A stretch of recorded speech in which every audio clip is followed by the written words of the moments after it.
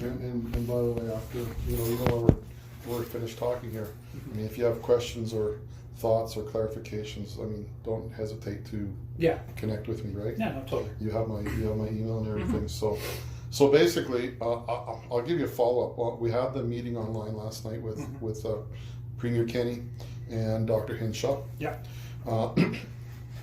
There were, I think, 1,000 other leaders on the phone call from all you had Muslim, Sikh. Yeah, it was a religious call. Yeah. Religious call. The singing, there was things like, the attendance and all that was come up, but the singing came up, and basically they didn't back down from it. Right.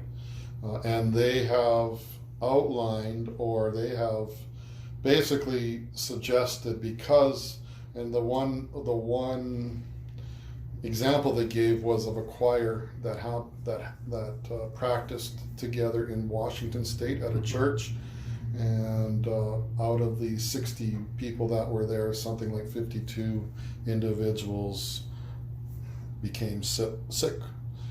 32 people were actually, I guess, tested for COVID and to confirm positive.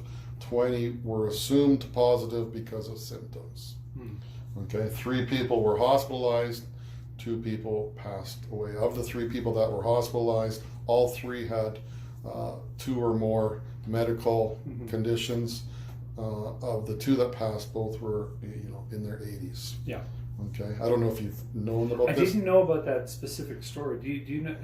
Like, was it a news story that broke, or was it just a statistic that they're stating? It was a news story. It was they didn't bring it out all they did last night in the call was you're not allowed to sing, basically, because we see that singing is a risky activity within the church.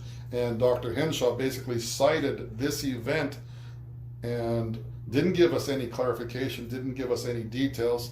I was the one, after the phone call, I went onto my computer and I said, okay, well, let me look at this up. Let me see if I can see any details about this.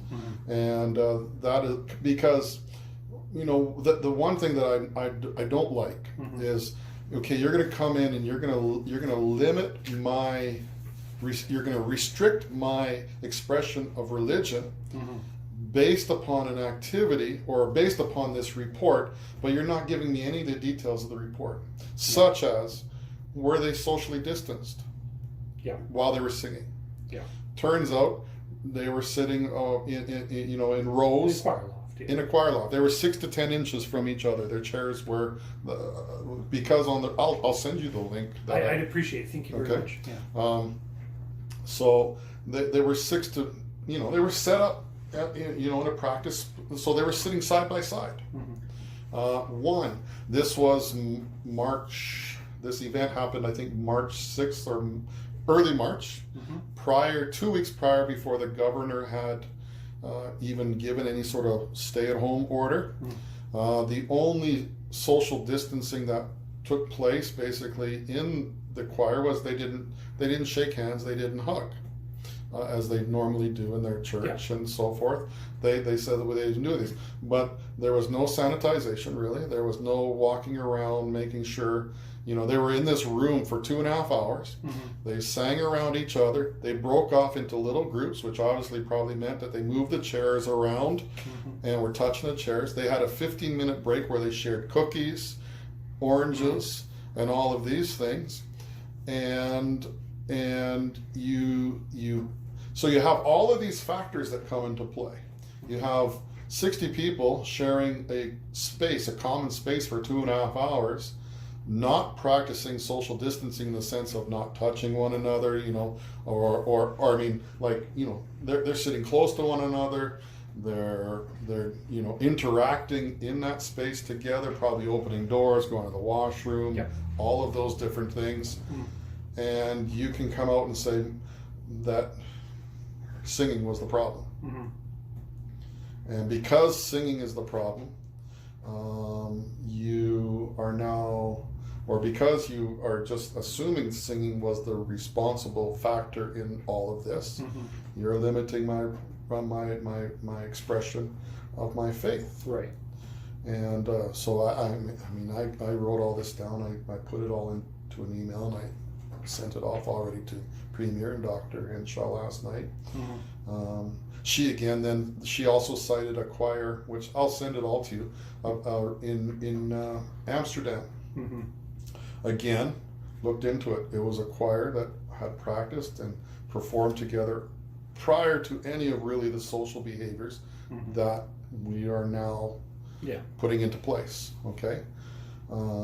It was interesting during that article that I was read. There was a fluid mechanics professor, Mm-hmm. okay, who looked into this and thought, this doesn't make any sense. They're saying singing is a problem.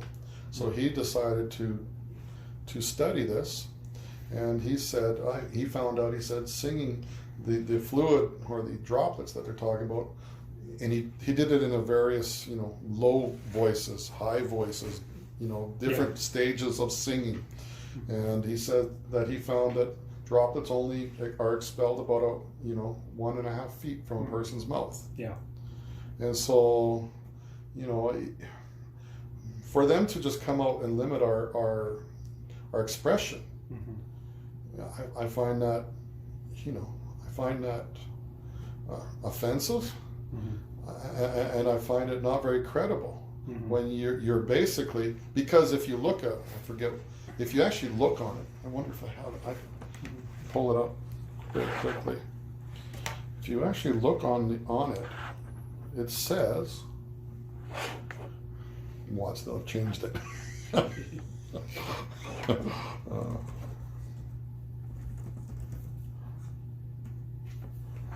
Yeah, that's kind of where I started to think that something was needing to be written about this, is when they made that call, because I pulled up the Public Health Act that they're using as justification for all this, and then I read through it, and really the only piece of legislature that overrides it is the Charter of Rights for Alberta, and that Charter of Rights guarantees us those expressions of assembly, peaceful assembly, and of religion, which I think, like from a multitude of scriptures, you could make the case that our faith involves singing. Yes. So to say that it's banned, I think it's really out of their purview. I could understand hazardous.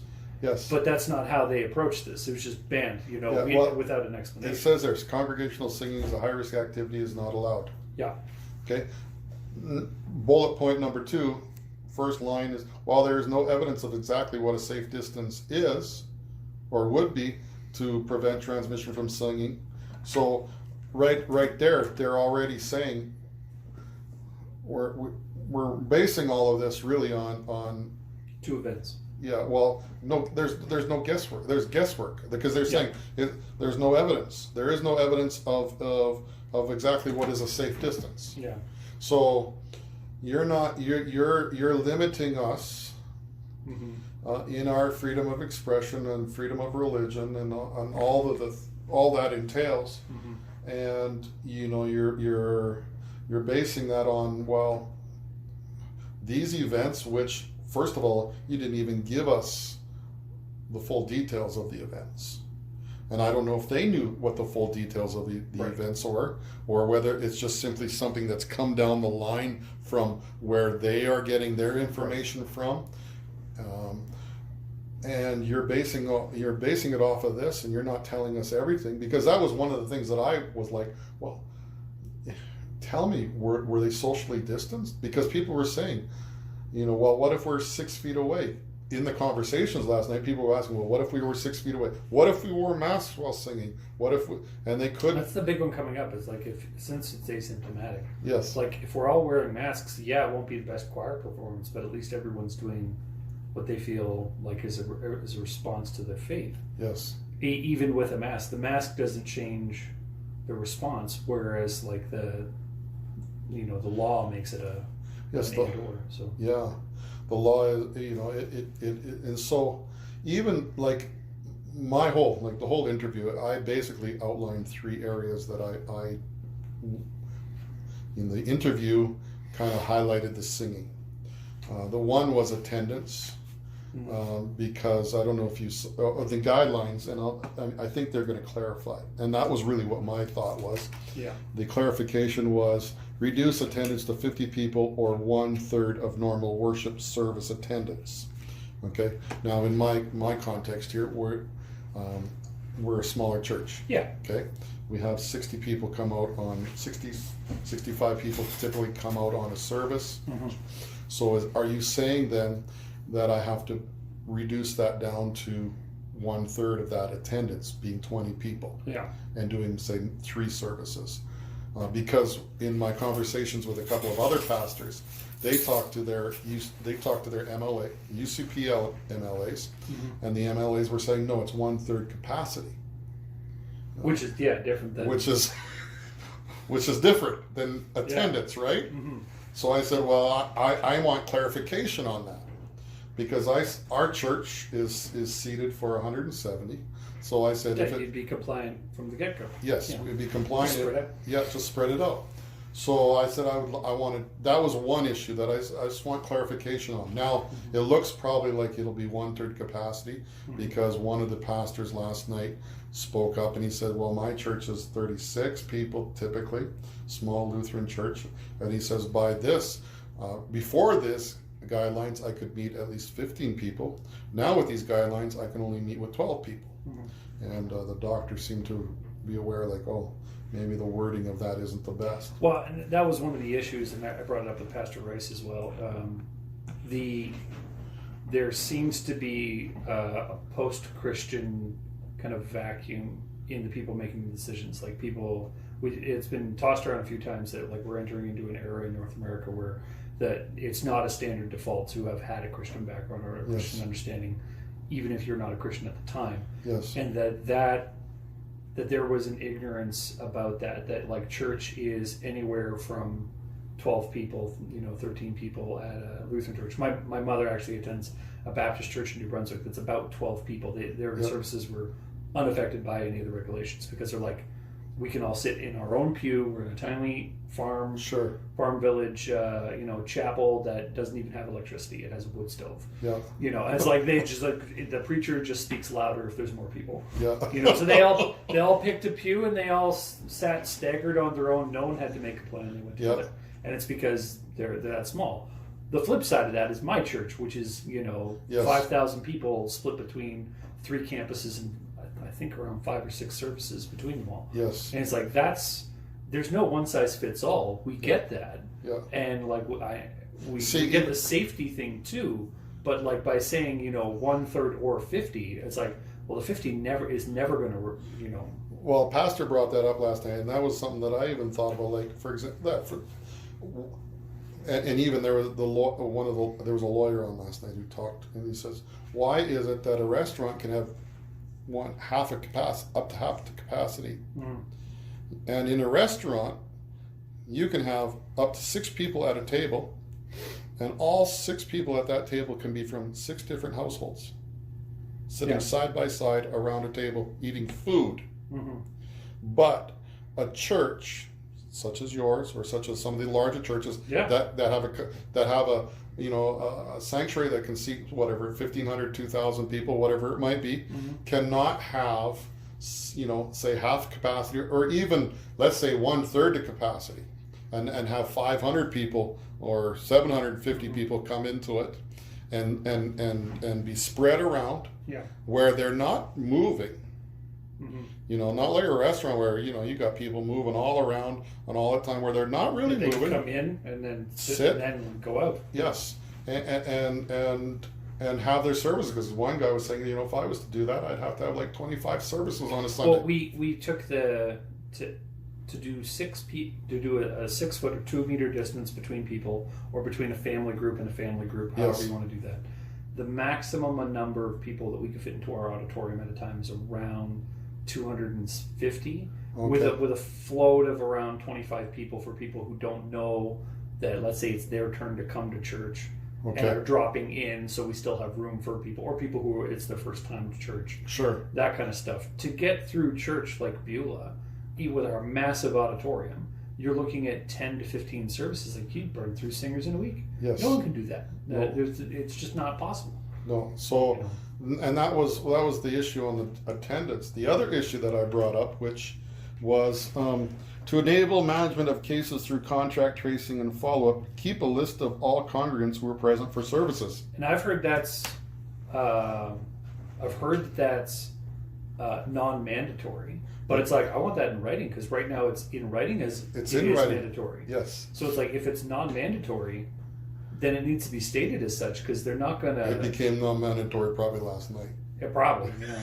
Because that was hugely pushed back by a lot of guys. Yeah. And it became and let's face it, churches are a community. So if you have something happen in our church, if you have something that happens in Beulah, regardless of the size, churches are communities, and churches have structures in place to communicate to their people already. Mm-hmm. So I'm sure that if something took place in Beulah or something took place in here regarding even COVID, a mass communication would be sent out to the church immediately, to the church. Yeah. The way we've been looking at it is because I run the facilities, I'm like, assume I have it. That's your base point, because everyone who's going to use the facility has to liaise with me at least once, like usually a face-to-face meeting. Yeah. And then I'm always in the building or have been in the building before you. So assume I have it. Yeah. And that'll tell you what you have to be cautious of, what you have to clean, what you have to do all that kind of stuff. Because, then that establishes the roots of what kind of communication, stuff like that need to be in place in case someone we don't know has it. That kind of thing. Yeah. So that one was another one that I brought up, because I was like that. We have people who come to church who, first of all, you're stepping in dangerous territory when you're requiring churches to keep a list of those who attend services. Mm-hmm.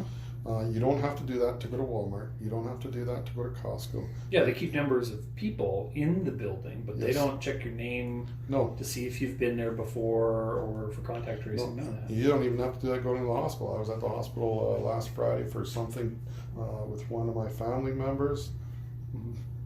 They asked them.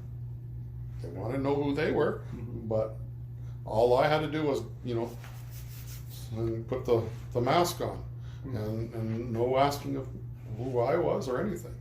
And I was just thinking, and yet you want us to keep this list. Now, they did come out and say, yes, this is a recommendation, but that's not a recommendation. In that, it says there, you must keep a list of congregants. Okay? You must do it.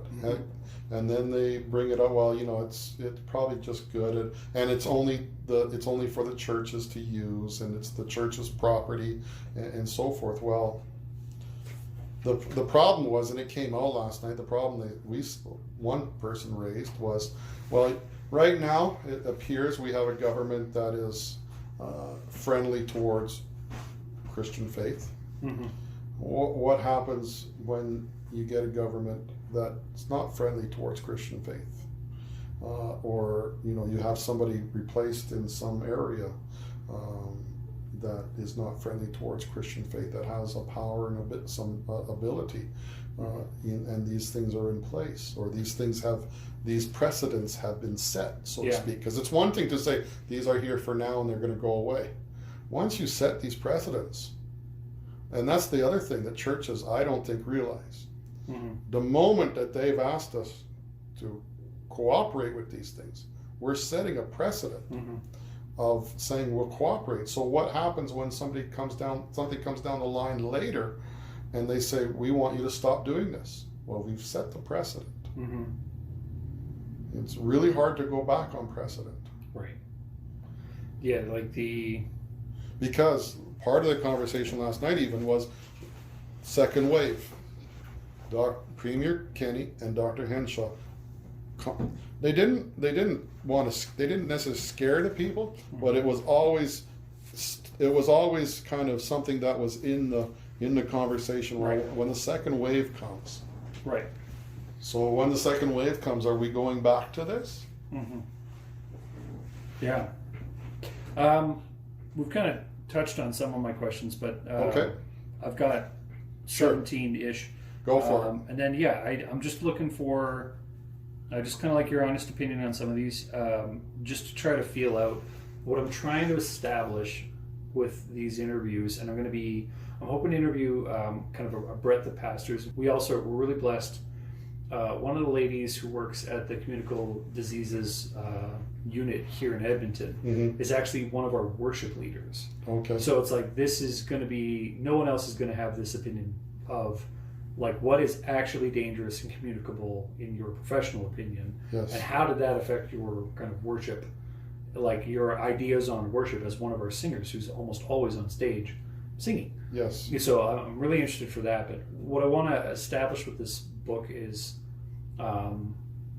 like, were there principles that we overlooked while we were responding to this? Were there principles that we held that either were good or were not good, or were biblical or were not biblical? Okay. What I don't want the book to be is just like an expose or like a hit piece on, how bad the church's response was. Sure. Or conversely, how bad the government's actions were. Though I do question them, it's because there's a strong vein of churches trying to apply and honor the scriptures, like Romans 13, Yes. like 1 Peter 2, where it talks about this stuff, and it's like, we want to recognize that God raised these leaders up, but He also raised the leaders that put together the Charter of Rights, and so those have to be held in tension, along with the leaders that are leading us through church and all that kind of stuff. So, the image I'm using for kind of like the explanation of what I want the book to do is that of UV light, ultraviolet light.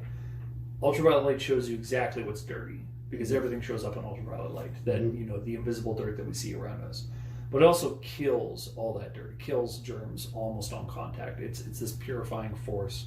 Hospitals use it. They put these big lights in the middle of the room, turn it on, close the door. 15 minutes later, everything's just been baked out of the room, because ultraviolet light will kill this virus and stuff like that. And that's what I want this book to do. It's like, I want this book to show how dirty we were and fix all those spots, to be the thing that kind of cleanses us out, so that we have these principles, so that next time it's brought forward, when it's not, COVID, it's something else. It's a new disease that, has given them license because there's precedent. Well, now we have that theological thought and that philosophical thought in one spot, where we can say, actually, no, this is why, Bible verse, Bible verse, Bible verse, Bible verse, this is where we're standing as a faith, because, we'd rather be judged by God than by men, for that thing. So, okay. So, what scripture is speaking to you during this time? Like, where are you at in like your own devotions, or as God brought you to different places?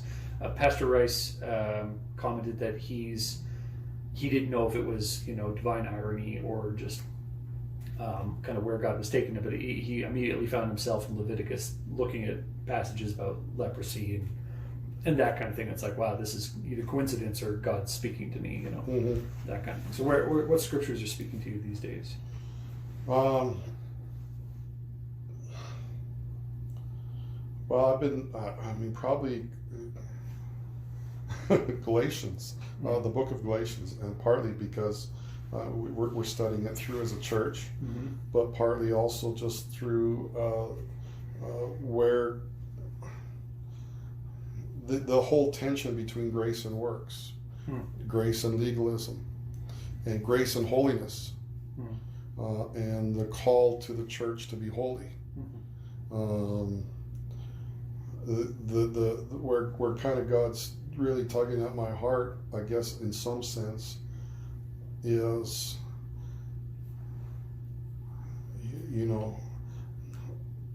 have we gone so far away? We always preach the love, we always preach the grace, but are we teaching our people that God is holy? And that if we are living a Christian life, there needs to be transformation. Okay, you can't be a Christian, you can't be saved, you can't be born again without there actually being transformation, spiritual transformation in your life, which will display itself, in the way you walk. Yeah. And so, as I've been teaching through Galatians, because Galatians is kind of dealing with that, right? The whole, Paul's dealing with legalism, circumcision. The Galatians are, he's like, you foolish Galatians. And yet you get into chapters 5 and specifically probably chapters 5 and 6, talking about living and walking in the Spirit and not fulfilling the lusts of the flesh, right? By walking in the Spirit and so forth. And so that's probably something that God's just been challenging my heart on, because it's nice to be able to get up and tell everybody God loves you. God's gracious, God's merciful, God cares about you.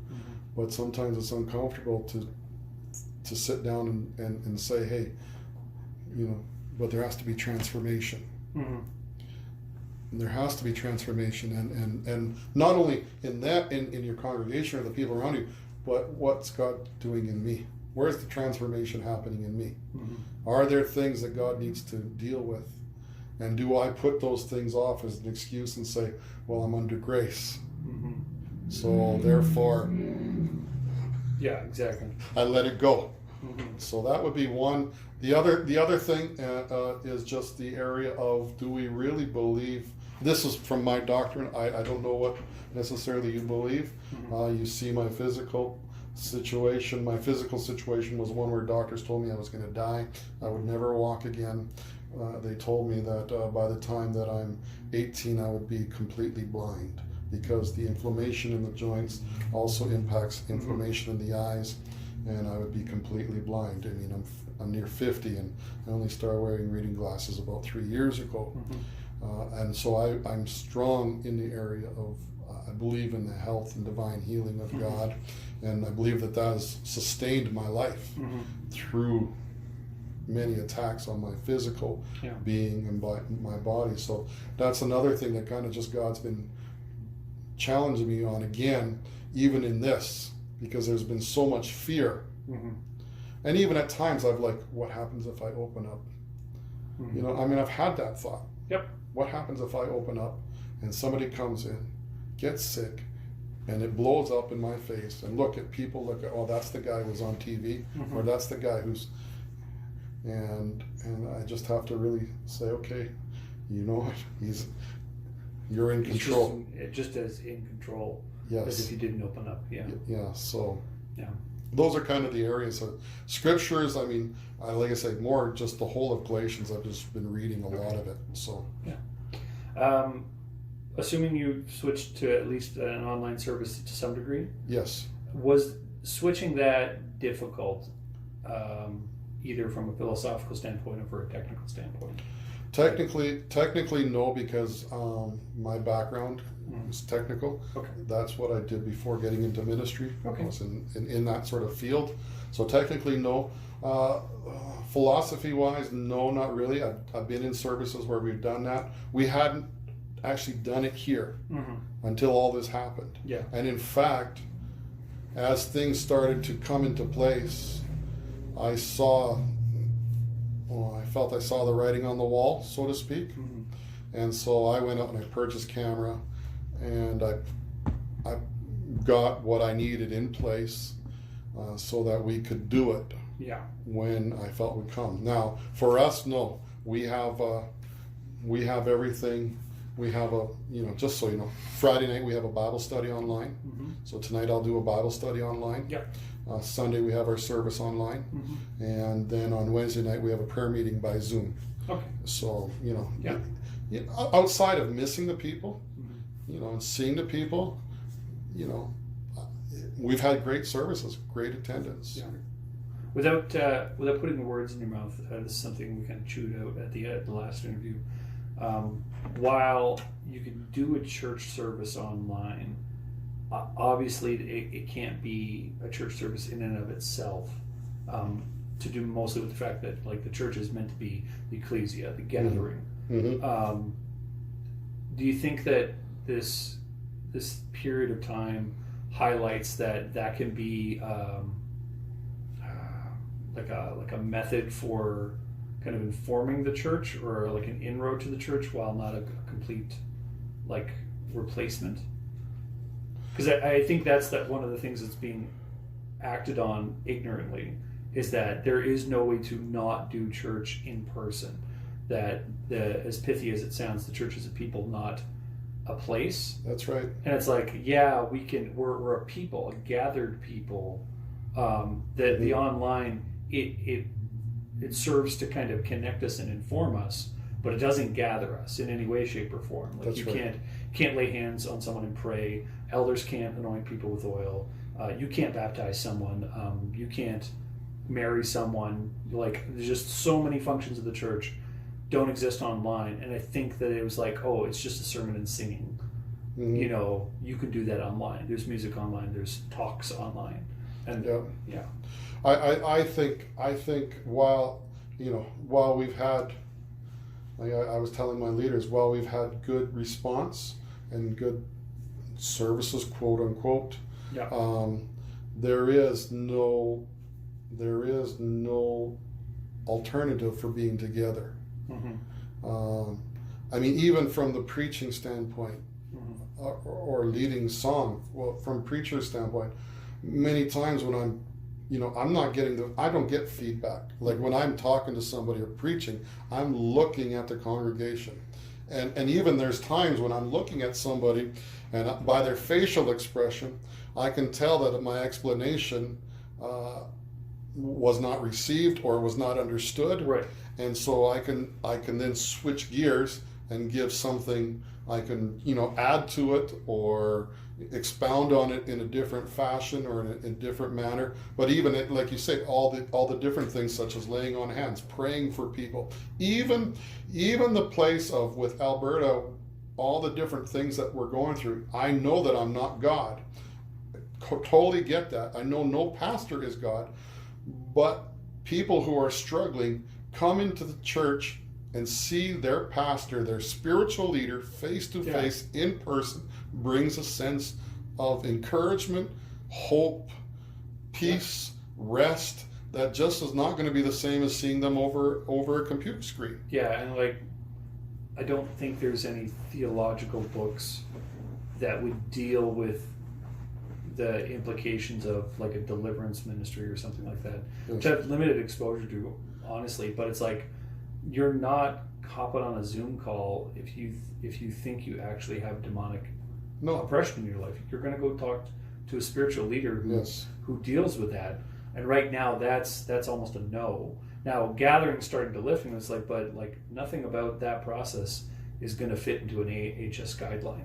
No, they don't. And that's why I think it should be separate. Is because it's not that the safety was wrong. It's like maybe there is an unsafe distance to sing. Maybe there is a safe social distance to maintain. But religion should figure out how those guidelines work into singing and the various aspects of faith. Because like I don't even think anyone's touched baptism. It's like that's an essential part of the Christian faith. That's right. And our marker for like it's not a mark of salvation, but it's how we know that, okay, we've got to a certain point with this person. Yes. They've made their public declaration by the baptism.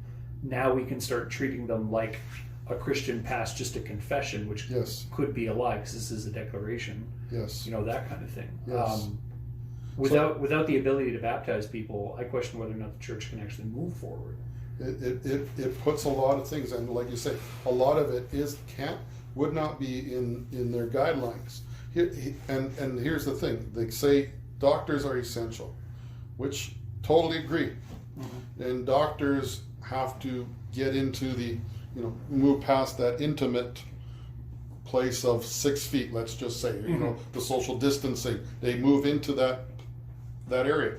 Well, I think that if we as pastors and churches consider ourselves essential, then we have to understand that there are going to be times in these sorts of situations where we have to be prepared to move past and actually be expected to move past those limitations, because in order to meet the spiritual needs, in order to minister the spiritual needs of our congregants, or to minister to one another even in a congregation, we have to be prepared for those things. Right. And so, like, one of the things I did, which I didn't advertise very much, but I did tell my congregants, and I had it sometimes, Thursday night, come here to the church, I'll pray for you. And when they came, I would ask them, do you want me to wear PPE? I mean, do you want me to wear a mask? Do you want me to wear gloves? Okay, while I pray for you. But I said, I'm going to put my hand on you. I'm going to pray over you. I said, if you don't want me to, if you're comfortable with that, I said, I'm comfortable. I'll make sure that I'm turned a little bit or whatever, but I'm gonna come and pray for you. And because it's one thing to pray online. It's one thing to pray over the phone. I did that with people. But it's another thing when a person, for example, I have a lady who's, she's going through cancer right now, a real difficult time. I mean, it's one thing for me to pray over the phone. It's one thing for me to pray over a computer. It's another thing for me to sit down, put my arm around her, and pray with her. Especially, I think, when it's like we're called in Scripture to do such. Yes. To lay hands on people and pray. Like there would be no reason to if it was just words. That's right. That God put touch into it for His purposes. Yes. Because it is an intimate thing. It is an intimate. So if we believe these things, I guess where I'm at is, why are we giving them up so quickly, so easily? Now, or not missing them, and that's part of the book. That yes, but like I get a privileged position of have been part of a bunch of faith communities where perhaps some people haven't. I was raised Presbyterian. Okay. In my teen years, I was Baptist and then Pentecostal. Okay. And then I became a pastor at an evangelical free church. Now I serve as the facilities manager at an Alliance church. So I've been the gamut. You've been all over. I have done Greek Orthodox or Catholic. Like I haven't stood up or used a kneeler. That's about it. But it's like I've seen people get healed because they were anointed with oil. Yeah. And just because other denominations don't do that doesn't mean that they shouldn't. And it's starting to show. It's like when they took away all of our expressions, yes, all of a sudden we realized, oh wait, maybe we gave that up way before they took it away from us. Yes. We put the our wallet on the porch and then locked the door behind us. Yeah. And then complained when it got stolen because we left it right there. We stopped doing it. And became, yes. I would agree with you on that, and that would be some things that we weren't prepared when this showed up. Oh no, yeah, I don't think anyone could be, but no, but we weren't prepared in the sense that we for most places. I'm still recording. Okay. Every now and then it kicks out. Okay. Like a lot of places, like and this is probably one of the things that God challenged me on. We talk about healing, for example, in our church.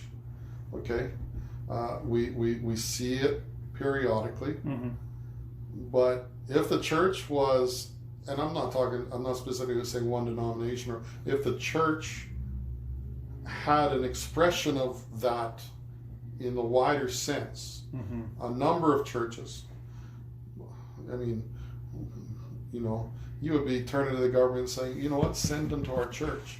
Yeah. We got the answer here, which we're supposed to have the answer. Okay. That is a section I want to write, because the instruction to elders to go pray for the sick, and it's like you have a government who has made that illegal. Yes. And that wasn't even dealt with. It's so presumptive. It's like, oh yeah, when we finally get there, it's like they don't have a vaccine. All they have is the best guess at measures to flatten this curve. Yes. It's like, but there is no cure for this. But we know we have a miraculous healer. If you said to a nursing home of all places, it's like one of our parishioners is in there, they have COVID-19, we're going to go in there, we're going to go pray for them, you'd be thrown in jail. Yes. Or you'd be fined, or you'd be at least stopped. You would be stopped. It's like, at one point, it's like we didn't even see how fast that happened. And because we're not a unified, they didn't pick on just, let's say, the Mormon church. Like the Mormon organization is very homogenous across the entire organization. Yeah. When you go to a Mormon church here, and a Mormon church down in Lethbridge, same deal. Yeah. Similar thing to like the Catholic Church fair, but like Protestantism, we're so fractured and independent, which was seen as like a plus, because you do have your different expressions. You have people who just do contemporary worship songs and don't get into the more charismatic aspects of the faith, and then there's other people who get right into it. Yeah, just do hymns and then do that. It's like there's room for everyone because we split off, and it's like we were so separated we didn't realize that we could get routed because we weren't unified. That's right. That we could look at another church and say, well, they're not us, so it's different. And it's like, no, they did a big sweep, stopped us all, and we weren't in a position to have like a unified response to it because we were so divided. That's right. I mean, that's why Muslims are so strong. That's why even you look at some of the social issues of abortion or LGBTQ and all those sorts of things. Yeah. The reason they have a voice, such a strong voice, is because and they have all the different expressions within them. Yeah. Of the extremes, okay, but they are united. Mm-hmm. They are very united in what their cause is. Mm-hmm. And we are not. In some sense, it's like, oh, the Alliance over there, I'll leave them over there.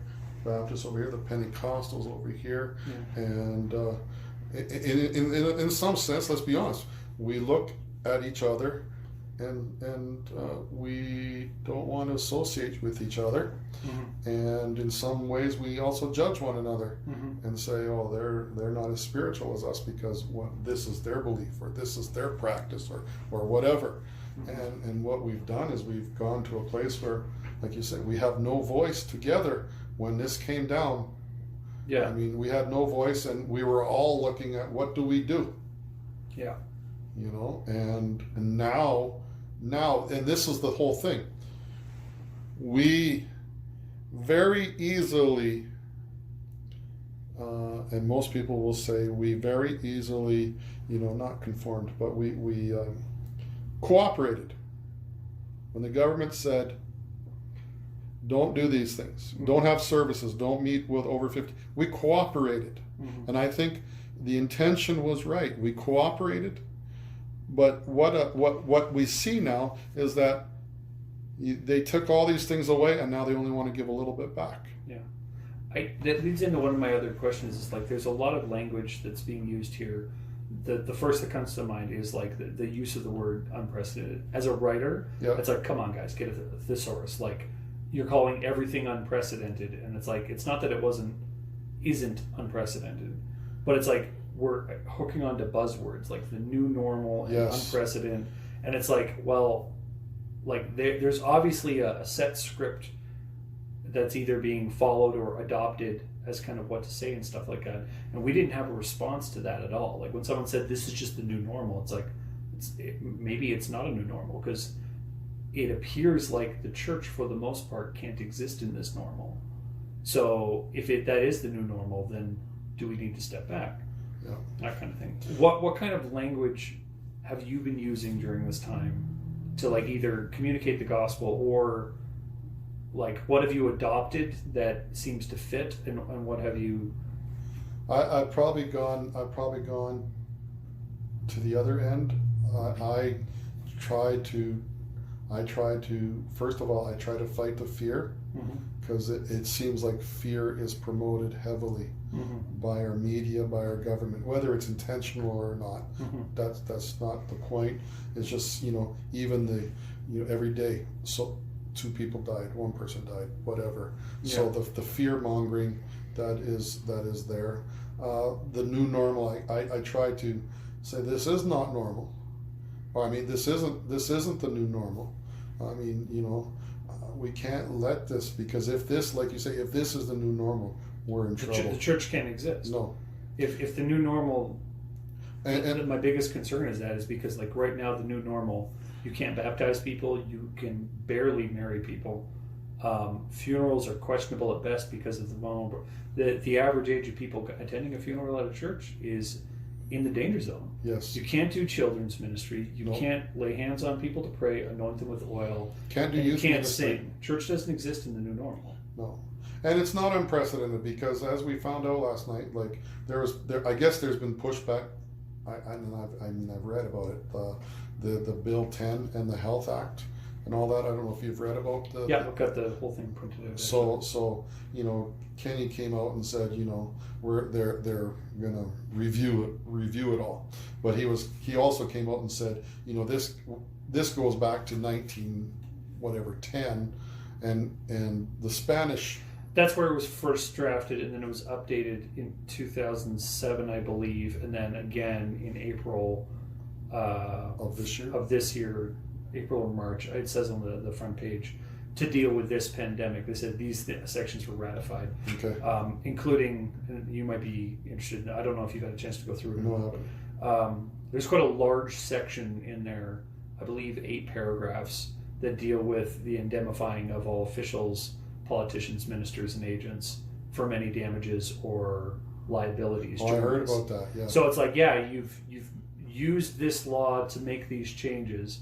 You've questionably abridged the Charter of Rights for Alberta, Yeah. and there's a section in this law that doesn't deal with the Charter of Rights, which would still be legally liable, that says that we can't hold you accountable for it. Yeah. And it's like, we didn't get to vote on that. We didn't get a say on that. It just happened. It was thrown through legislature quicker to establish emergency powers, Yeah. which were needed. Like, you need emergency powers to do Sure. some of this, but it's like the only people taking a hit right now are the churches. Yes. And right now, we can't even come for your jobs. Yes. If we feel that you've done us an injustice, which I think there's a legal case too. It's like, if you tell people they can't meet at all, Yes. you're abridging a right to assembly. If you tell people that how they worship at all, you're abridging or infringing upon their right to freedom of religion Yes. as a personal expression. Yeah. So it's like, guys, like, Yeah, I know they but back to the unprecedented. I mean, really, it's unprecedented maybe in our time. yes, Okay, as far as we haven't seen this, and I'll say supposed pandemic, because I still question. if the numbers aren't, there's no one walking down the street with a cart saying, "Bring out your dead." No, Like, the numbers don't add up. Okay, and that doesn't come over from. I have a research scientist, doctor, who works at the U of A, the medical side. He says, Chad, this doesn't add up. Mm-hmm. Okay, but it's not unprecedented in the sense that, well, they went through this 100 years ago. Mm-hmm. Okay, the Spanish flu was something similar. Mm-hmm. So don't say this is unprecedented times. Mm-hmm. It may be unprecedented in our era, in our life experience, but it's not unprecedented times. Mm-hmm. So I tend to try to, in my expression, try to fight those sorts of words by not giving into them, and whether it be on social media or whether I'm preaching or whatever, I try to tell people we're going to get back. We're coming back. We're getting back. God's in control.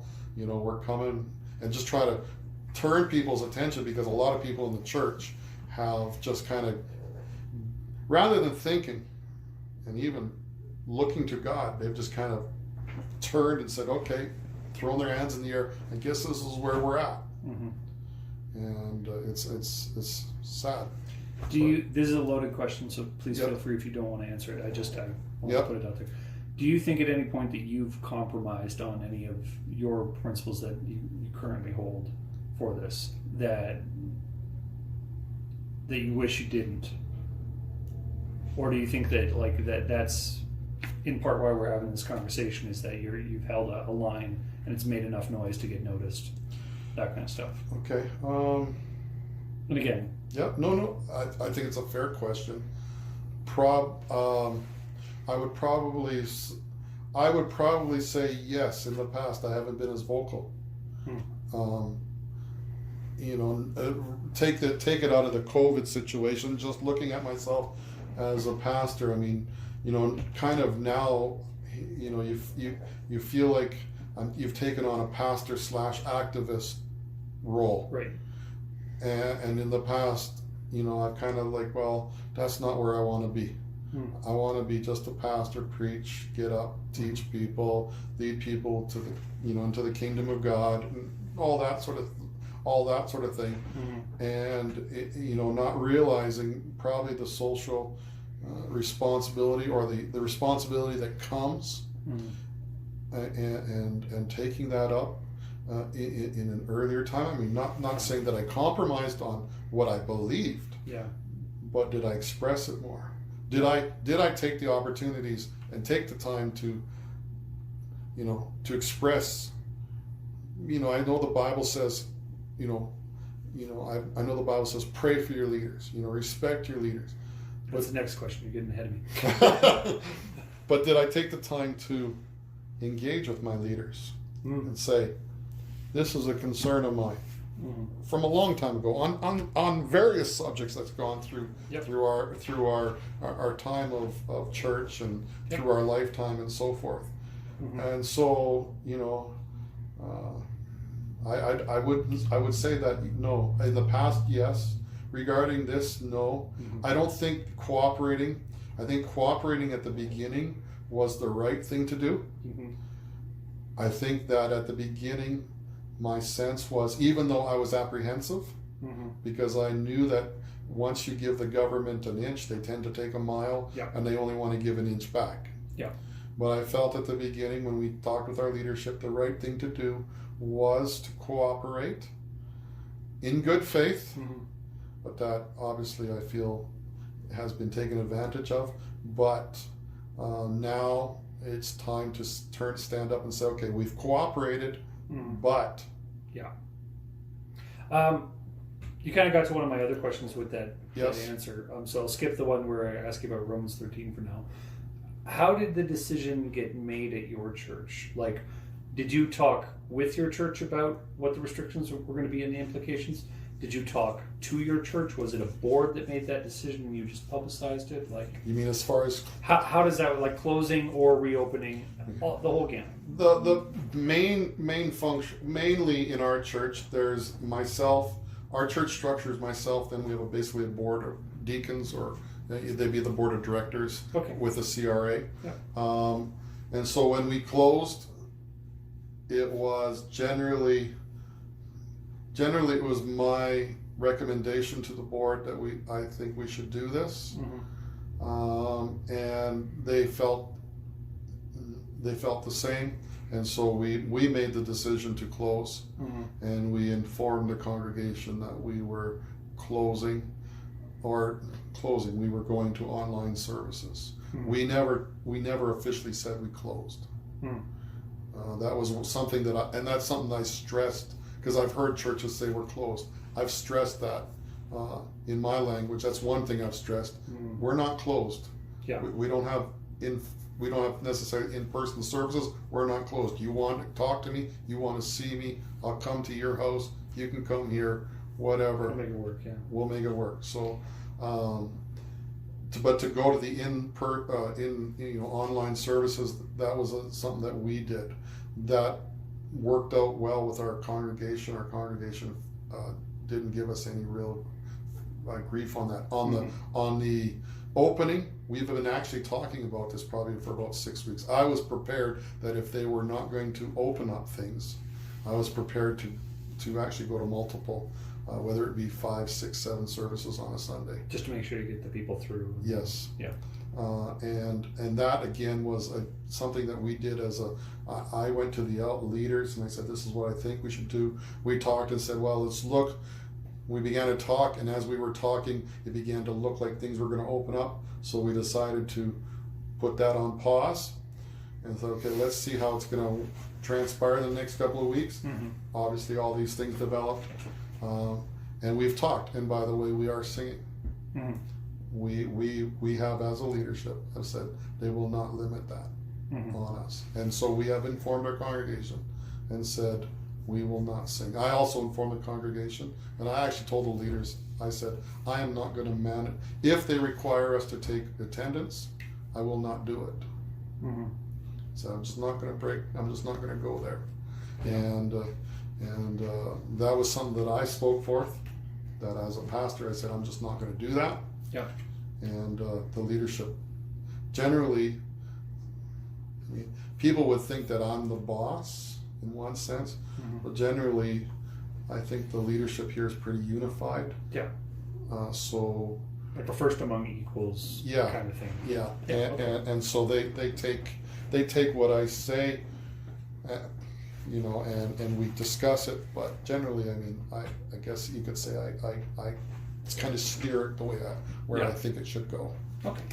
For the question we skipped, the verse that keeps coming up that a lot of churches are kind of relying on because it's the most applicable to this is Romans 13, and then like 2 Peter or 1 Peter 2, I think. Verses about God, all authority coming from God, and respecting that authority because it doesn't bear the sword in vain, that kind of stuff. Yes. How have you interacted with that? Because I've heard kind of nuanced versions in either direction.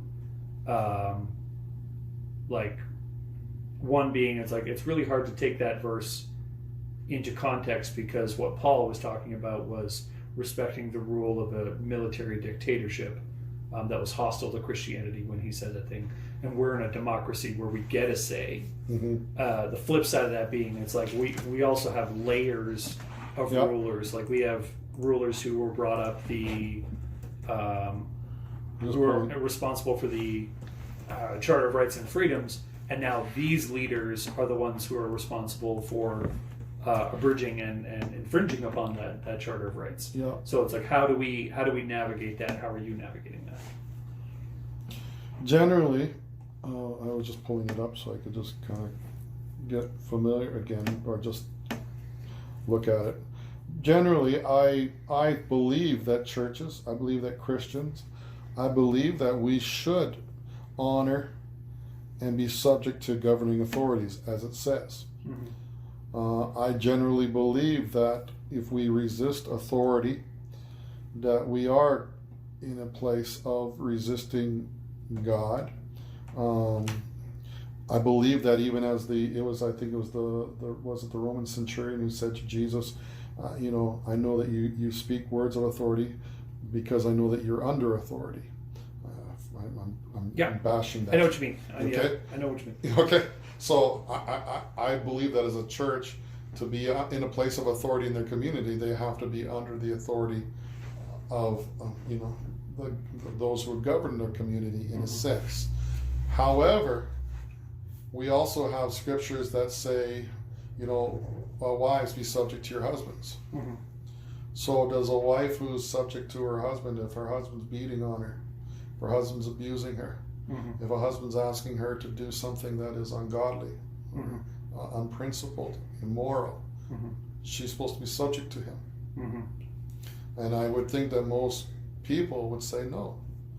The principle of that is, your husband is treating you well. Obviously there's things to, none of us are perfect in that, but ultimately our responsibility is towards God. If you take out then how do you deal with Daniel, Shadrach, and Meshach? Or Shadrach, Meshach, and Abednego. Yeah. How do you deal with that? Or Paul, or was it Peter just walking out of a prison? He was in prison. Yes. How do you deal with those scriptures? There does come a place where Christians have to look at and say, I serve God, I don't serve man. And when man is infringing upon your ability or the place of God in your life, then I think that a Christian has to stand and say, I need to make a decision on this. And that goes with the church as well. I think in general, that's why we all cooperate. I don't know of one church that didn't cooperate with this. Yeah, I don't think there's none that have stuck out in the news because that would have been all over the place. Yes. There were churches, and I not in Canada. Yeah, there were churches that during this, especially in the early stages, either made light or didn't, and I really struggled with that. It's because it's like, if you have someone who believes that God can protect them from this sickness, that's not an unfounded belief. Yes. Now, maybe a publicized belief, it would be an unwise move, like saying that you do that and then acting as if you don't. But it's like we had people who, from right off the bat, were saying exactly what the Bible says: is to not fear this virus, to trust in God, and to meet no matter what. And then their failure, because it was an unprecedented asymptomatic virus, they couldn't know if someone was sick, like a leper walking into them. They couldn't know this stuff, and the second they failed, they're kind of lofted up into the media spotlight. It's like, look how bad these Christians are. Yes. As if that applies to all the different denominations who might have been being more prudent. Yeah. It was just like, this is the Christian response. It's like, no, that's one church's response of many. That's right. And it's not even it's not an unbiblical response if we're honest. But I think we'd all renounce it to a certain degree, which is the expression of it. It's not an unbiblical response, but sometimes as Christians we're not wise in how we express our biblical response. Yeah. Okay? It's not unbiblical to say, I trust God for my healing. I trust God to protect me from COVID. It's stupid to say COVID doesn't exist and it's caused by 5G towers. Yes, and you know what? You might be right.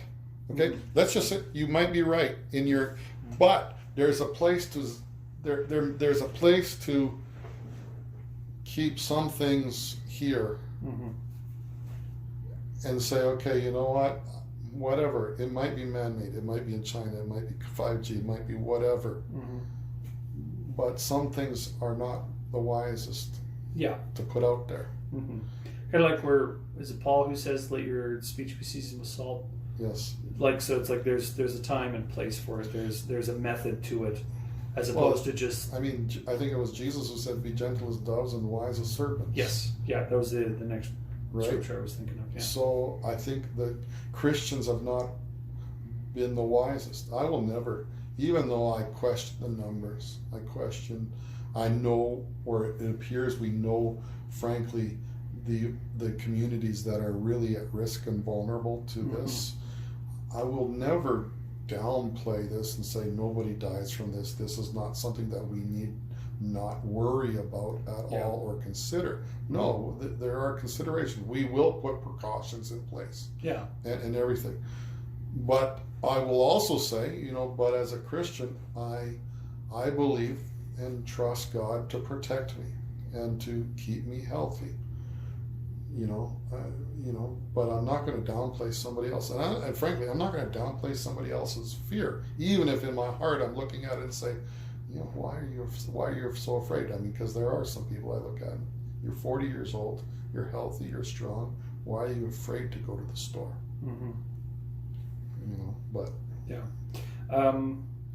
Well, I was just going to say about that verse. It does say there, "For he is a servant of God for your good." Yes. Okay.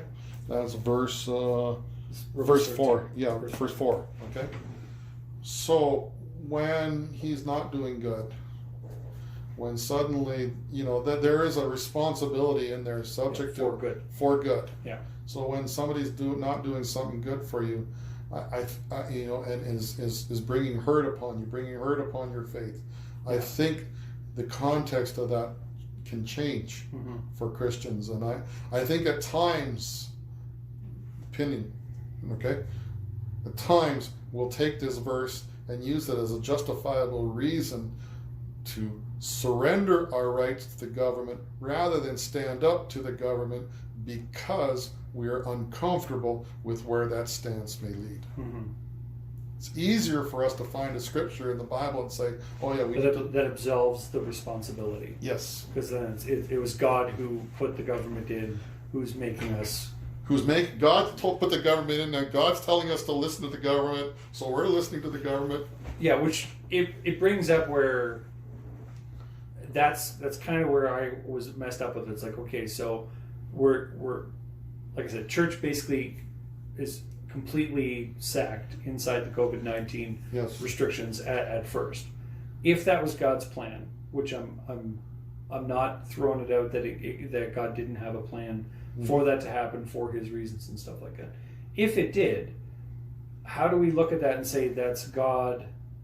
The same way Jesus said, it's like, can a house against itself stand? Yes. It's like that's God making it harder for God to do his own work and receive his own praise, which I think, like, I know it's part of the Westminster Catechism, but most churches would agree that, like, the supreme end of God is to receive glory. Yes. Like, God glorifies himself, and that everything he creates glorifies God. That's how God operates. And it's like that it wouldn't happen then. That would be God making sure he didn't get glory. Yeah. And it's like, I don't know if that's a godly thing happening then. I think it's more the people who have been raised into authority have become lawbreakers, and then to listen to them is to listen to lawbreakers, not to the authorities that God brought up, because God also brought up the authorities that made the Charter of Rights. Yes. And it's like, you have to take that whole spectrum then. It's not just a dictator that you can oppose or align yourself with. It's a spectrum of political history almost that you have to be abridged on, because if you don't see it as a spectrum and see that your politics exist from the incorporation of Canada onwards, because you live in Canada, it's not just a dictator. And if you look at Paul, when he was arrested, I forget which part of Acts. Yeah, he turned and said, "Hey, by the way, I'm a Roman citizen." Yeah, exactly. So it's like he pulled the ultimate card. Yep. And said, "By the way, how you're treating me is basically unrighteous." Yeah, he did essentially what I think, like, I felt we should be doing. It's like, that's an infringement upon a religious right. Yeah. It's like, I have that right as a Canadian citizen to have my religion as non-questionable, and you're infringing upon it. Now, it could be prudent that it's dangerous. Yeah. But you still can't do it. You can recommend. Yeah. You can show me it's dangerous. You can do all those things. But to cross that line, you become that lawbreaker. Yes. And it was brought up yesterday because by one person said, "Why didn't you just ask us for our cooperation?" Yeah. Because it's one thing for you to come in and say, "Okay, for the next 3 months or whatever time, or would you cooperate with us? These are things that could be, Yeah. or these are strong possibilities of hazards. These are things you should be aware of." Because one of the things I wrote, or actually came out in the interview, it didn't come out on the TV, but it came. Yeah. I said, when Alberta has gone through crisis, the first people that have stood up for other Albertans, and you just take Fort McMurray Fire, for example, was Albertans. Mm-hmm. Said, "I promise you, there is not one pastor in their church today that doesn't care for their people more than that pastor probably does." And so if you would sit down with us and ask us to say, "Hey, these are areas are concerned. We'll figure it out." Yeah. Okay. Do you know if there's a recording of that town hall? I think there is a recording. It wasn't on Zoom, so I presume, because they warned us that it would be recorded. So I'll have to do some digging, but if you do hear of one, please let me know. Just because I wasn't privy to it, and like my coworkers would have been, I'm not sure if they would have had a recording of it either. So you couldn't. I guess I could have recorded it on my phone while we were doing it. Mm-hmm. I didn't think of that, but yeah. Yeah. Did you get sick, or did anyone in your church get sick? No. No. Nobody that I know of personally has come down with the this COVID-19. I'll just give this little caveat. My wife, my wife works. She painted our basement one time, and because of that, she got a cough or the fumes, and so she had to be home for 10 days. Obviously, because it was right in the middle of it. She phoned up her boss and said, "I painted. Fumes have bothered me a little bit. I'm coughing right now." Well, you just stay home. Yep. Nobody that I know of. Yeah. Through this, I think it was probably a week after the restrictions of 15 people or less in the building, and like, it's a huge building, so it's like I didn't know how to deal with that. But I felt the tiniest scratch in my throat, and I had been keeping track of my temperature. It's like, I'm catching this thing before it happens, if it happens, because I'm not gonna. We have so many people at our church that have either husbands or wives that are immunocompromised, or they themselves are. It's like, if I catch this, I'm not going anywhere near. I want to be safe. Sure. Because I was hearing people get it and not even know. They just bring it into their workplace like it's nothing. It's like, if I any little bit, I'm done. And so we had a C-can delivered for some storage to our facility, and I came in for that, and that was it. And it was the only time like I questioned. Mm-hmm. But the reason I ask is like if testing to find out if you've had it or that you have it wasn't a cost prohibitive thing, would you go for it? Because right now, the test to find out if you are positive, if you have it or not, is covered through Medicare as part of like the testing protocols. You call them up, you drive down, they swab your nose, that kind of stuff. But the antibody test, which they've just now kind of said yes, there's reasonable belief for it. It ranges between $175 and $375 Wow. to get what essentially amounts to a diabetes test. It's a pinprick on your finger. They check your blood for antibodies, and then it takes about 12 hours to get the response back. I mean, if it wasn't that, I'd definitely go and take it. Just so that, I would just like to know. I personally, in my opinion, I believe we've been exposed to it far longer and in a far greater fashion than what any of us can think. I remember in January, some of the people that I was working with, they were sicker than dogs. And some of them, it seemed like a respiratory thing. And I just, I was thinking, I'm sure this has been around longer than we think. Well, I mean, the coronavirus has for ages. Like yes. It's been right. It's the common cold essentially. Yeah. But this strain and how it jumped from bats to us, and apparently reptiles, it'll also affect. It's like that's the weird part. Like the bird flu was like it's this weird hop over where our bodies aren't prepared for it because it's not supposed to affect our cells. Yeah. See, my brother-in-law he was working at the U of A till January. He was in China in November. Came back late November from China. Was sick for 2 weeks. Okay, December, his whole family got sick. Now this was all before any of this. You think it's just plain crud? Like that's what you get sick on vacation. And part he had worked really steady for a couple of months. Was worn down, so he was compromised. He was thinking I'm just tired, but he was not doing. He didn't go to the hospital, but at home he was not doing well. Like he was tired, just always. Yeah. So I'm like, maybe that was it. Maybe that was it. We talked about that. How are you addressing the fear of gathering? Like, are you talking to your congregation about it, or do you have plans to because that's the next thing is like there is some concern because people still are dying. Yes.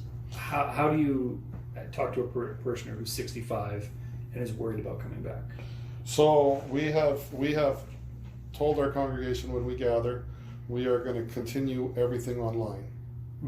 So on a Sunday, I do it both by video and I actually do Zoom because some of our elderly don't have computers. Yeah. So they've been listening to it over their phone. So we're going to I actually sent an email out to everybody yesterday and to our leaders who are contacting to those who don't have computers and email. But I basically said, we are going to gather, but we're going to continue with all the technical aspects of it so that anybody who does not feel comfortable coming to the church can still remain at home, because there are some who've said, I just not comfortable coming. The other things that we have communicated to people is we will put PPE available in the church. We will have hand sanitization stations. We will carry out the guidelines that the government's giving, such as exits, entrances. We will social distance as much as possible with seating, like families and so forth. There was also a part of my email which I expressly told people, I said, realizing that people have different feelings, realizing that people have different physical considerations. I told people, I said, please feel comfortable to express that to everybody.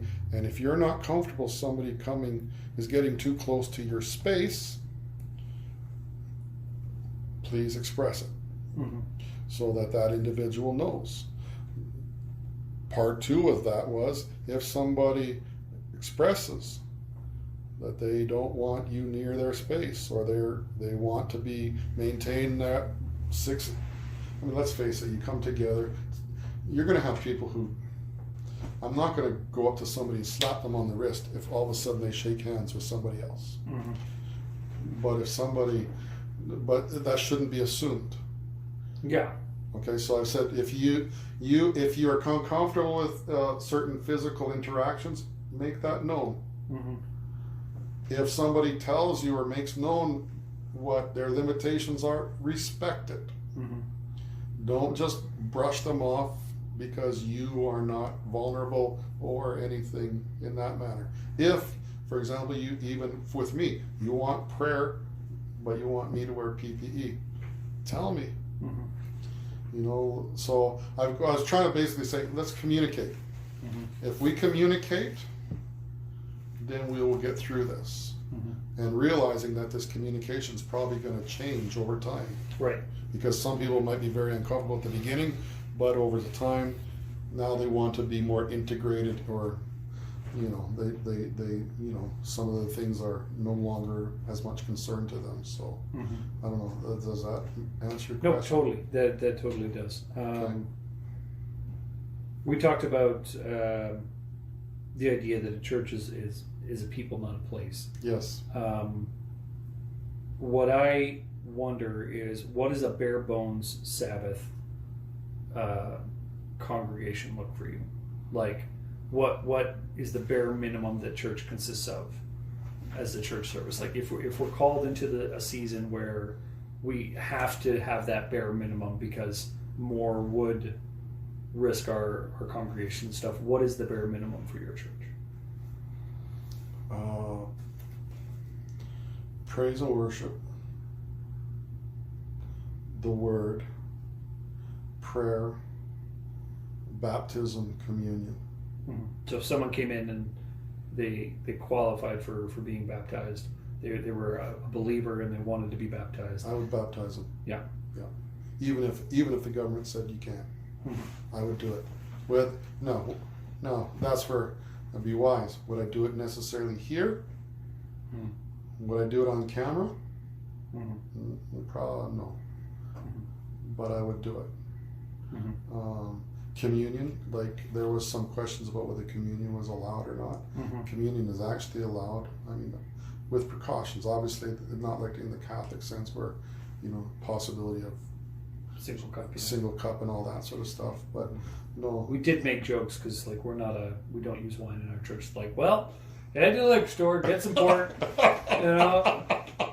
And remember, you got to finish that whole cup. Don't buy more than enough for 15 people. Yeah, no, those would probably be the bare minimums of what we would do. Mm-hmm. Or that's, I mean, it's kind of hard to me. I don't think you can have church without praise and worship, because it says in the Bible, you know, encourage one another with songs, songs, hymns, spiritual songs, psalms. You know, it talks about singing together as a congregation in the Psalms. What about weddings and funerals? And this is something where, like, I've had a bit of background in being a pastor. I have a bit of a theological library, but I never had to wrestle with it before. And now I am. It's like, where is our biblical instruction to marry people? Where is our biblical instruction to hold funerals? Or is it a cultural thing that we've just adopted? I think some of it is cultural. I think there is an aspect of, there is no real, in the Old Testament you have obviously different stories of so-and-so being buried or... Yeah, and then the wedding at Cana would be an example of the wedding, but like we don't get a script on what has to happen in a Christian wedding. No.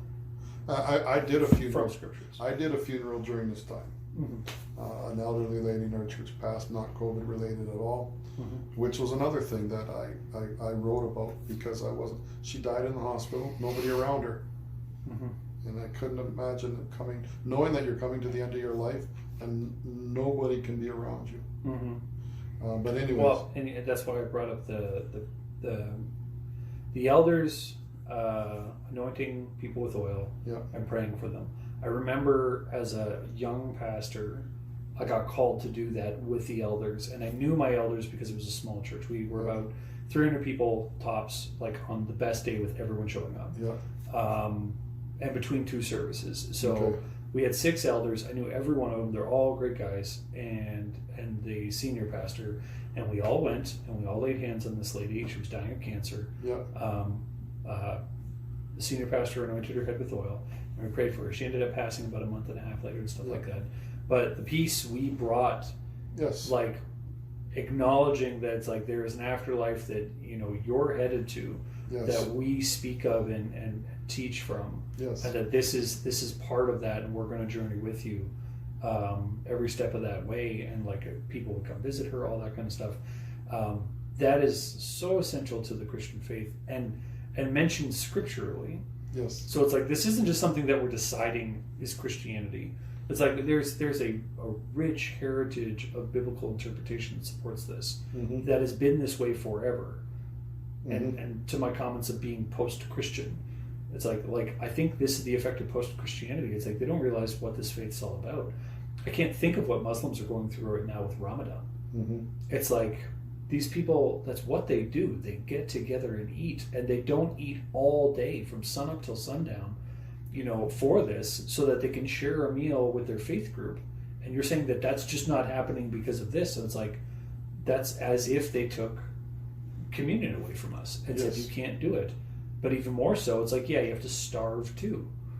Or betray your faith and then not practice this and eat during the day, which I can't. It defeats the whole purpose of fasting. The only thing they couldn't take away from us is fasting because we don't practice it that much. Yes. It's like just goodness. Like, well, I would wonder how many Muslims are following it, but that's just that's me. But as far as actual biblical, this step 1, step 2. There's not really for funerals or weddings. That being said, legally, from a legal standpoint, when I do a funeral, I don't sign anything. Death certificate. It used to be pastor signs. It used to be a long time ago. Pastor was part of the signing the death certificate. Okay, that is all on the doctor or the funeral home and all that. So, really, when somebody comes to the end of their life, if you don't have a funeral, they bury him or cremate him and it's done, right? Yeah. So there's nothing there. Now on weddings, I do sign the wedding certificate as the officiating minister. So, I think that we're going to have to, with all of what's coming with the LGBTQ and all that, I think we're going to have to think about this a little bit, specifically regarding these 2 practices and specifically regarding weddings, because I think it will come to the point where if you're not prepared to marry everybody, that they could take away that right to sign the paper. And ultimately, I believe a wedding happened, and I get this a little bit because of what my grandparents on my mom's side came out of communist Russia.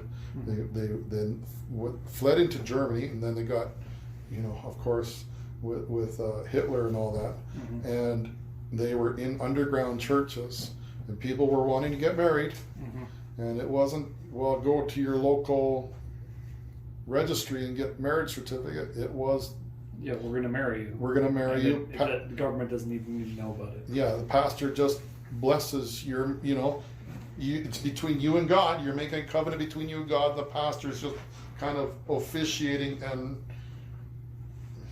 blessing your union before God. And I think that we could be coming to that at some point in the next couple of years. It's so interesting that you would see that, because at the beginning, So when this all started, the day they announced the travel lockdown, my wife had just left for a 10-day trip to Mexico with her parents. Okay. And so they landed and found out that going back was going to be this issue, that they'd have to self-quarantine, all that kind of stuff. So through that, and like I read pretty prolifically anyway, but like on the docket, exactly when this started, I read Eric Metaxas's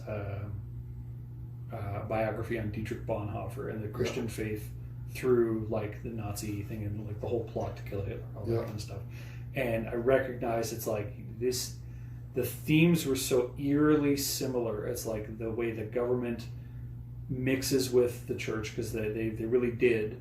And then how they got their hands into there, and it really changed what Christianity was, and how it took someone like Bonhoeffer to really stand against that and like preach against that, where Lutheranism really kind of went full bore into it for a while and then had to back themselves off afterwards, you know, after the war was lost. But it's like, this is just, it's really interesting that you mentioned, you know, like your heritage through the my German underground.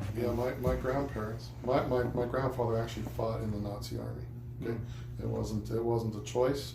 He was on the front lines. Oh yeah, you're conscripted. They conscripted him. Yeah, it wasn't a choice. My grandfather and grandmother, when they were alive, they passed about 10 years ago, would always tell me, I mean, even 25 years ago, they would tell me what they see in the government happening today were things that they saw in the governments that they saw in Germany and Russia when they lived there. And they said, you watch. I mean, you know, we would kind of, you're just telling stories, Grandma and Grandpa. It's like, wow, you know, it's happening. Exactly like you said.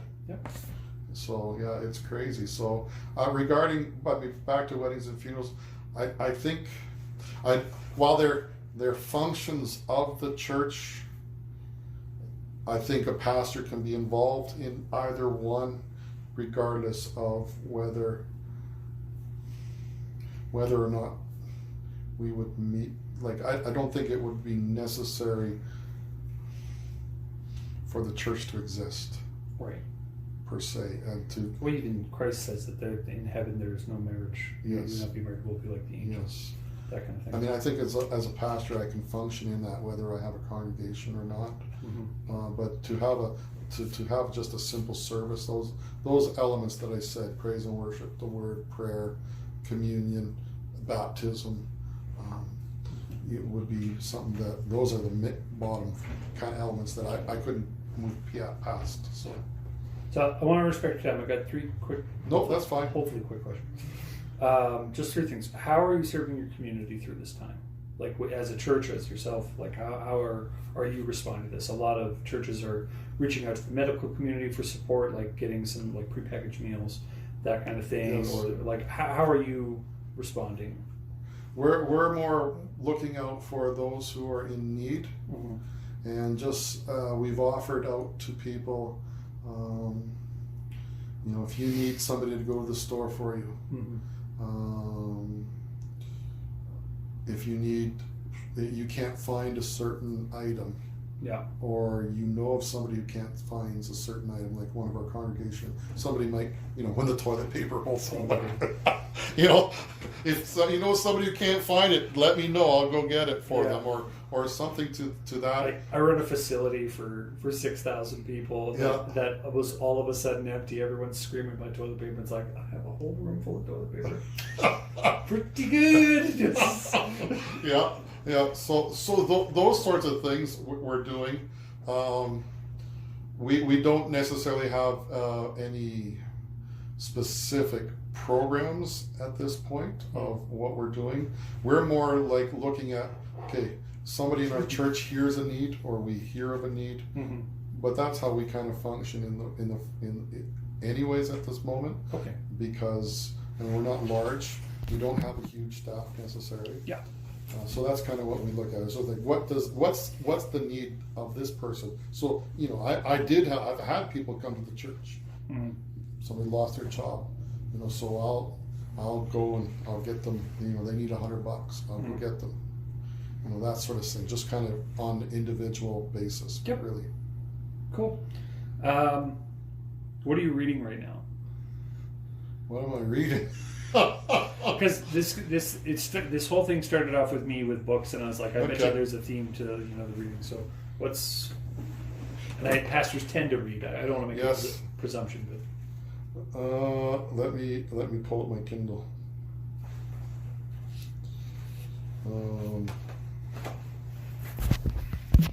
Because that will. Okay, so I was reading, or I have been reading, like I say, Healing the Sick by T.L. Osborne, Christ the Healer, F.F. Bosworth.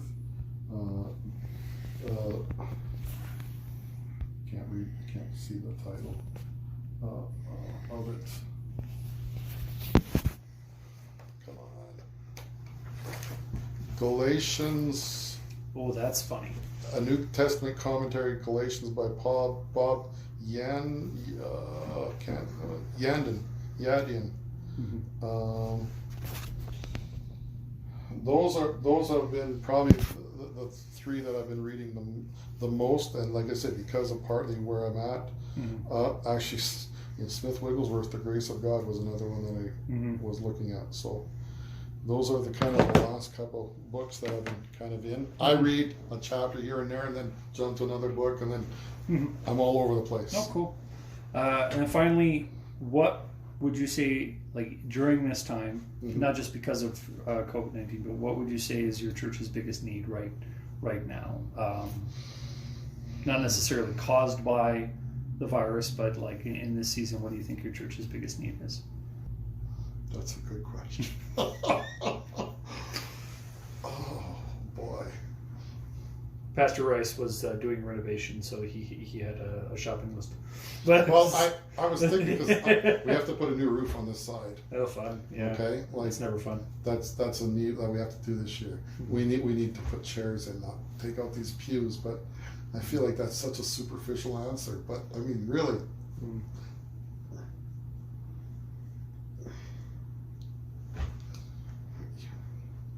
Yeah, I mean, those were, I guess you could, I mean, and need is like something that I think that you say you don't, need is in the sense of what you don't have. I mean, we have the,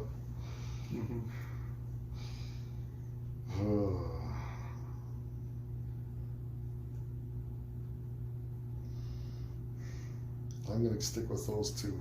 Chairs and a roof. Chairs and a roof, because the reason I ask, and I have this weird, and I want to use the terminology like privileged position. Like I'm a guy who used to be a pastor who's fond of writing, who also happens to be running the back end of one of the biggest churches in Edmonton. And so as I talk with pastors about this, what I've tried to do in my professional life is be that kind of resourcer, because there's times like we're getting rid of I think 12 or 14 filing cabinets because we've gone paperless. Okay. But like that's a privilege to have a computer network that allows you to do that. Some churches need that to be able to operate. So like if I find out about that during this process, I want to be able to kind of give open-handedly and bless the ministries, because our policy is any asset that we buy needs to be sold if it's going to be getting rid of, unless it's going to another ministry, then we just write it off. Because it's just like this church gets this. And so when I hear this stuff and they're like, what, we have 50 chairs? You know, I hear Jeff needs those. Yep. You know. Yeah, no, I mean, that's, I mean, that would be, to be, frankly, we're a blessed church. But I mean, those are things that we're looking at that we have to do. So that's good to know. You know, yeah. So if you hear somebody, you know, a roofer. I know a few. Our roof's kind of big. Yes, I've seen that. We're doing our roof thing ourselves, and I got to look at that. And oh gosh, I don't want to. Yeah. You're gonna do it yourself? Well, no, we're planning on getting it replaced. It's a roof from the street. It looks damaged, and then when you get up there, things are just warped all over the place. But that roof is the oldest roof, and it doesn't leak. And all the new ones that we put over the last 10 years that we've got on the building all leak. And I'm like, something's wrong here. I think we need to leave this. It's ugly. This is making us a humble church. That's what this is. It works. You know, well, you can't just kind of cover it a little bit? No, just leave it alone. Just leave it alone. It could be, you know. Oh, well. So there's that kind of stuff. Like, and it's a weird spot to be in, because like what did we do? We did our 2 main rooftop heating air conditioning units for the main sanctuary. And when they were originally put on, that half of the building didn't exist. So it was just that way. And so when they bought it, they're like, oh, we'll get these big units, because the unit itself isn't that bad, but putting it on is kind of a big deal if you can't get right up next to the building and just kind of load it on, because it's about a 3-ton unit. Okay. So now putting it on, when we replaced them, we had a crane that you could see from the Henday.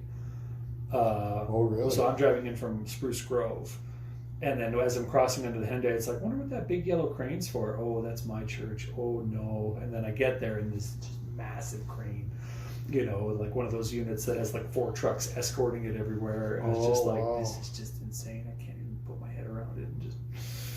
And then swap them out, and well, that's not fun. No, and so like a big church, yeah, it comes with its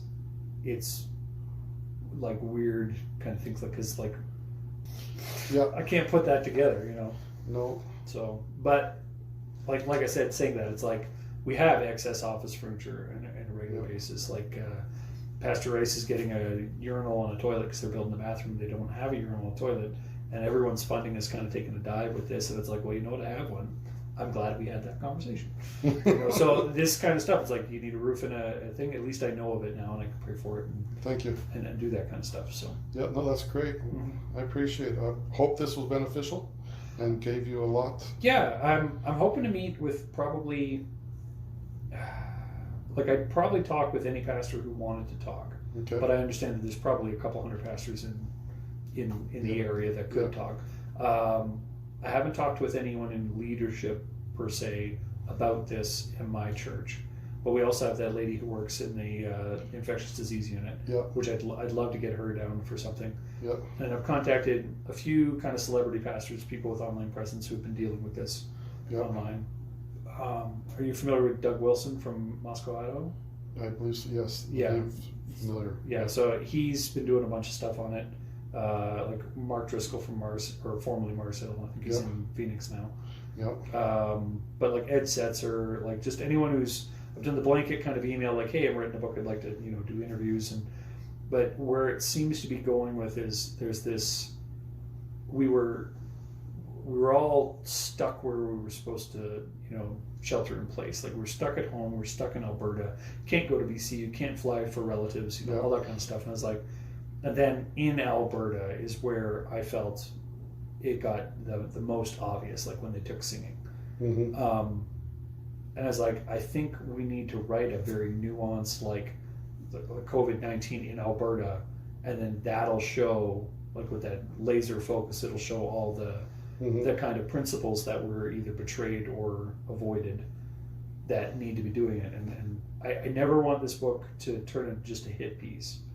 But I do think, like I said, like UV light, it's like it's got to expose the germs and then kill them. And be both a negative and a positive. Yeah, I think with the churches, if anything positive comes out of this, I believe there's something that can, is that it's going to, I think there's a voice rising, and I think that it's waking us up. Like, even in my own life, it's awoken, you know, me up to say, you know, you need to be involved. You don't want to be involved necessarily, get that. It's uncomfortable. You know, I've had some uncomfortable phone messages. I've had some uncomfortable emails sent me this week, especially after last Sunday. And it's just like, you know, at some days you think, is it even worth it? But then you think, well, what about my kids? And in our situation, you know, on top of it, my wife and I we're adopting 3 kids, 3 babies that came into our home in a dramatic fashion about 2 years ago.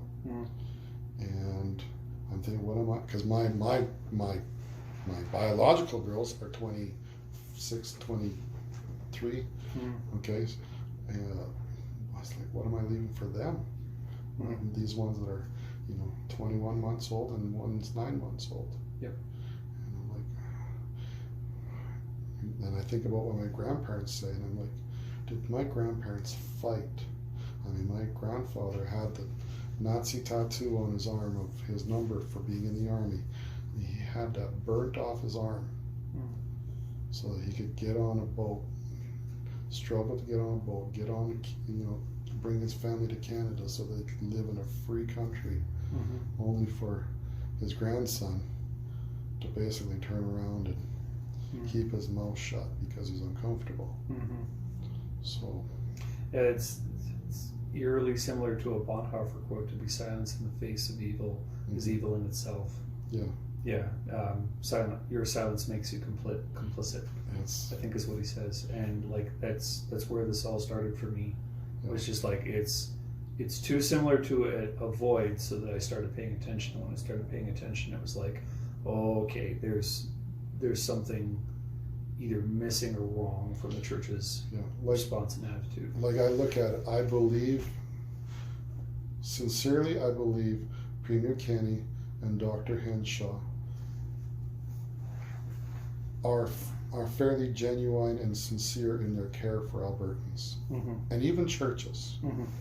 I don't think that there's necessarily a malicious intent on themselves, but I do believe that there is a spiritual working behind this that is influencing the directions of what's coming, and have been influencing it, that they're not aware of, and is coming to attack the church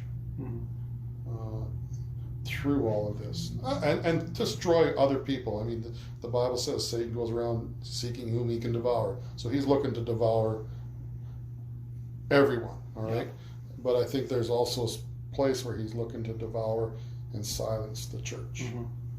And some people I've talked to kind of think I'm foolish, but I'm just like, well, just watch. All you have to do is watch. When they hit singing, that was, to me, is like, ah. Yeah. My comment's been, it's only a tinfoil hat wearing conspiracy till it's not. Yeah, it's just. Yes. It's like, and I got plenty of tinfoil. I'll share. So, well, that's good. Yeah. This has been a pleasure. Thank you for meeting me. Thank you.